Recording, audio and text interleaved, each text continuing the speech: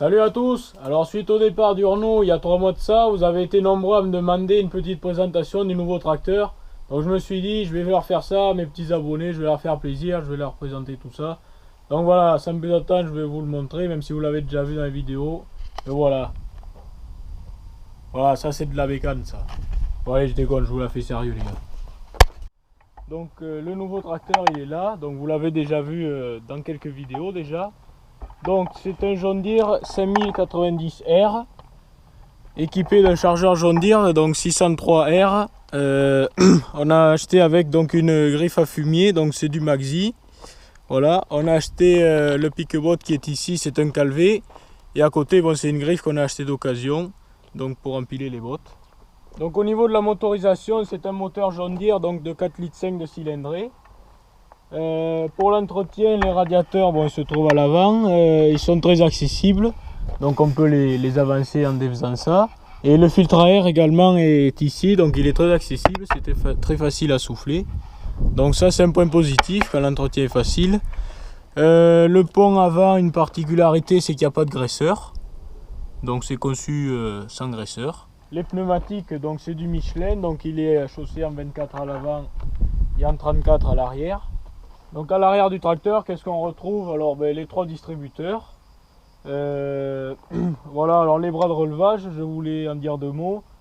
On a l'habitude de dire que les John Deere ont des bras très courts, qu'ils attellent très courts. J'ai attelé pas mal d'outils avec et il n'y a pas de problème pour atteler. Enfin bon, c'est normal, c'est conçu pour normalement. Mais c'est vrai que moi-même je disais que les bras étaient très courts chez John Deere, mais finalement ça n'apporte pas de problème. La cabine suspendue, donc sur les 2 points derrière. Voilà. Je précise que le pont avant n'est pas suspendu. Donc comme attelage, on a bon, la barre, le classique. On a également le crochet automatique. On m'a souvent demandé pourquoi le choix d'un John Deere. Alors on n'a pas de marque préférée chez nous. Seulement plusieurs critères sont quand même rentrés en jeu. Donc la première chose, c'était pour un tracteur de 90 à 100 chevaux, pardon. On voulait un tracteur qui ait un moteur assez gros, donc au moins 4 cylindres avec 4 litres 5 de cylindrée. Donc celui-là c'était le tracteur adapté pour ça, contrairement à d'autres constructeurs qui font des moteurs avec des moteurs plus petits. La proximité du concessionnaire aussi, et le garage n'est pas très loin. Un autre point, ce tracteur n'a pas d'AD Blue, donc c'est des soucis en moins, j'ai envie de dire. Voilà, c'est à peu près pour ça. Le gabarit aussi, il était un peu plus petit pour passer dans les bâtiments que certains modèles d'autres constructeurs. Je vais vous parler un peu du chargeur, ce que j'en pense. Ce que je peux en dire déjà, c'est que l'entretien est très facile. Les graisseurs ils sont tous de ce côté, on n'a pas besoin de se faufiler de l'autre côté pour graisser. Pour le décrocher c'est très rapide, il suffit de mettre les pieds. Pousser ça vers le bas et défaire avec le multicoupleur les prises hydrauliques et électriques. Donc là en 1 minute c'est fait à peine. Cette poutre de renfort elle est un peu mal placée, un peu grosse. Je dirais qu'il faudrait qu'elle soit placée peut-être un peu plus bas ou un peu plus haut, je sais pas trop, puisque quand on pile la 4e botte en hauteur on est un peu gêné par cette barre. Comme vous le savez, ce tracteur, c'est un peu le tracteur à tout faire, donc il faut qu'il soit à l'aise un peu dans tous les domaines. Principalement, il fait du chargeur et il va également au champ, donc comme vous le voyez dans les vidéos. L'avantage qu'il a, c'est qu'il pèse quand même 4,3 tonnes, donc pour sa puissance, c'est plutôt pas mal. Le poids est réparti à 60% à l'arrière et 40% à l'avant. Donc pour un tracteur qui fait du chargeur, c'est pas mal qu'il y ait du poids à l'arrière, donc là c'est le cas. Maintenant, je vais vous proposer d'aller faire un tour à bord et je vous expliquerai un peu tout ce qu'on peut y trouver. Une fois installé, alors un bon point c'est la visibilité vers l'avant, donc ça c'est pareil. Bon, il y a des constructeurs qui font des tracteurs un peu mieux à ce niveau là, mais il y en a qui font bien pire. Alors on peut voir qu'il n'y a plus de tableau de bord à l'avant pour dégager la vue et que tout s'affiche sur l'indicateur qui est ici sur le côté, sur le montant droit. Qu'est-ce qu'on retrouve sur notre droite? Alors les 3 distributeurs, il y en a qui en ont 2, nous on en a 3. Ici c'est l'interrupteur pour activer la prise de force. Là vous avez la commande de relevage. Ici c'est donc le levier de vitesse, si on peut appeler ça un levier, puisque c'est une boîte full power shift avec 16 rapports avant et 16 rapports arrière. Donc il y en a qui sont équipés d'un mode automatique, nous il l'a pas. Ça c'est un peu inutile, j'ai envie de dire. Donc là on choisit la gamme à laquelle on veut rouler. Ici c'est l'accélérateur à main, le mode économique, Là c'est pour programmer un régime moteur. Voilà, donc celui d'en bas je sais même pas à quoi il sert. Bref, alors après vous avez tout ce qui concerne l'éclairage, l'enclenchement du pont avant et du différentiel. Et on retrouve également l'e-tech. En bas vous avez le choix du régime prise de force avec ce levier. Donc il y a une position 540 économique, 540 et 1000. Si je dis pas de bêtises, il y a une nouveauté qui était présente que sur les John Deere avec une boîte à variation continue, c'est d'avoir le parking placé à l'inverseur. Donc il n'y a plus de frein à main sur le côté gauche. Tout se trouve à l'inverseur. Donc le parking neutre. Et si on met l'inverseur vers l'avant ou vers l'arrière, il revient au milieu. Et une simple impulsion fait qu'il va au neutre. Donc ça c'est vraiment bien. Donc en dessous le commodo des clignotants. Bon là il klaxonne parce que je passe en phare. Bref. Les feux de croisement c'est une roulette ici. Voilà.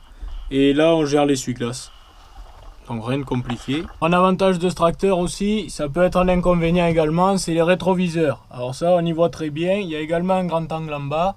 Bon c'est vrai que c'est un peu compliqué pour passer dans les bâtiments et pour pas les accrocher. Mais par contre on y voit vraiment bien. Le grand angle pour passer dans un bâtiment un peu étroit, on voit où se situe la roue arrière pour y accrocher, c'est vraiment très pratique. Alors en haut, qu'est-ce qu'on retrouve? On retrouve l'autoradio, donc avec une connexion Bluetooth disponible. Donc voilà, c'est un petit plus. Bon, c'est du gadget, mais bon, ça compte quand même, j'ai envie de dire, des fois. Moi qui m'en sers, je trouve ça sympa. Ici, la clim. Alors la clim avec 1, 2, 3, autant de l'autre côté. Ouais, il y a au moins 6 sorties, donc là je peux vous dire que même sur un, quand il fait chaud, ça refroidit bien. Donc la clim est efficace, ça c'est un bon point aussi. J'ai oublié de vous dire le toit vitré, donc là pareil, pour piler les bottes c'est parfait, faire du travail en hauteur c'est nickel. Quelque chose de très intéressant chez John Deere, c'est ce fameux mono-levier, donc c'est également présent chez les autres marques, hein, bien sûr, enfin sûrement, je ne me suis pas renseigné sur toutes les marques, bref. Alors ça c'est une sécurité, il faut que la lumière soit éteinte pour pouvoir s'en servir et passer la main afin que cette lumière verte s'allume. Donc là on peut se servir du chargeur. Donc ce mono-levier, qu'est-ce qu'on retrouve? On retrouve ici pour ouvrir et fermer la griffe. Voilà, ici c'est l'inverseur de marche, donc avant-arrière. La suspension de chargeur qui est ici et le passage des gammes inférieures ou supérieures. Ça évite de se servir du levier quand on a tout à proximité pour conduire, c'est vraiment super. Donc voilà, ça c'est vraiment quelque chose de très bien et qu'on ne regrette pas d'avoir sur ce tracteur. Donc ce tracteur c'est le plus petit de la série, il existe également en 5100, en 5115 et en 5125R. Donc celui-ci il est équipé de telle manière, je ne sais pas si c'est disponible sur les 90 et les 100, mais les 115 et les 125 sont quasiment différents de celui-là, quasiment tous je crois, si c'est pas tous, je ne sais pas. Alors tout ce qui est ici est rejoint sur un accoudoir qui est placé sur le côté. Donc les distributeurs sont proposés quand même en mécanique, mais ils sont bien souvent électriques. Donc c'est différent. Alors ensuite on appuie sur ce bouton là pour afficher le menu. Donc relevage arrière. Alors on peut régler la profondeur de charge, notre limite supérieure, la vitesse de descente et la vitesse de montée.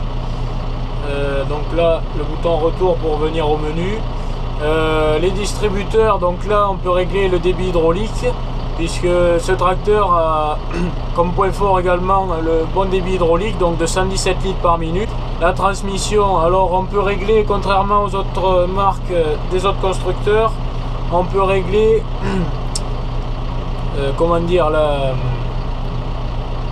la brutalité de l'inverseur. Donc ça c'est unique à John Deere. Chez les autres constructeurs on est obligé de le faire par un mécanicien. Donc on choisit le rapport de démarrage. Donc là c'est pour choisir si on veut que le tracteur recule à la même vitesse qu'il avance. Donc là les rapports de démarrage, voilà, j'y viens. Quand je suis en gamme BCD, je démarre en C1, en CD je démarre en C1 également. Donc l'embrayage automatique, alors ça c'est pareil, c'est une option je crois bien. Le fait de freiner le fait d'appuyer sur les pédales de frein fait débrayer le tracteur. Donc on ne touche plus à la pédale de frein, d'embrayage pardon. Au niveau du moteur, donc là on programme le régime moteur maximum. Bon là c'est tout ce qui concerne le filtre à particules, donc ça il faut pas y toucher. Alors ensuite on retrouve également l'e-tech. Alors l'e-tech c'est une sorte d'aide au guidage. Par exemple lorsqu'on arrive en bout de champ, qu'on a un outil attelé avec la prise de force, si on lève le relevage, la prise de force se coupe automatiquement et se réenclenche automatiquement lorsqu'on baisse l'outil. Voilà, donc en gros c'est ça, je peux pas trop vous décrire parce que je m'en suis pas servi et c'est pas un truc qui m'intéresse spécialement. Donc ensuite on retrouve l'entretien, les diagnostics, donc les paramètres d'affichage du tableau de bord, enfin bon bref tout un tas de choses dont on ne se sert quasiment pas. Voilà, donc après ça reste assez simple. Alors l'inconvénient de ce tracteur, ça paraît tout bête mais ça en est un, c'est la caisse à outils. Alors premièrement elle est un peu bruyante et en plus de ça elle est pas très bien placée, elle est un peu trop haute pour les personnes petites. Donc pour moi ça va, mais sinon on est obligé de monter sur le marchepied pour voir ce qu'on fait dedans. Voilà, alors c'est un peu bête, c'est vrai, mais il faudrait que ce soit modifié. Un point un peu négatif de ce tracteur, bon mais c'est pas le seul je dirais, chez d'autres marques c'est un peu il y a des fois ce même souci.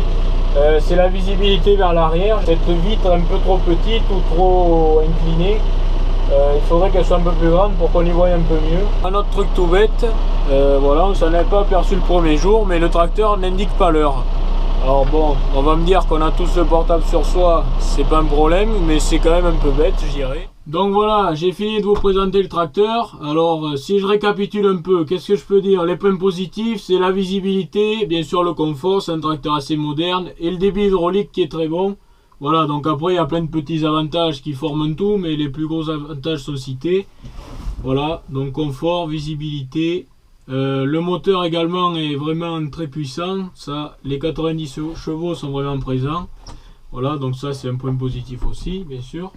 Les points négatifs, je le disais, c'est la visibilité vers l'arrière, cette caisse à outils qui est un peu mal fichue, et le tracteur qui donne pas l'heure, voilà, ça c'est un peu bête, mais bon, il faudrait que ce soit modifié, comme je disais tout à l'heure. Voilà, donc si vous avez des questions sur le tracteur, j'essaierai d'y répondre. Moi, encore une fois, je suis pas là pour dire machin, John Deere c'est les meilleurs, je m'en fous. Je vous dis ce que j'en pense, je vous le présente. Chacun pense ce qu'il veut, voilà.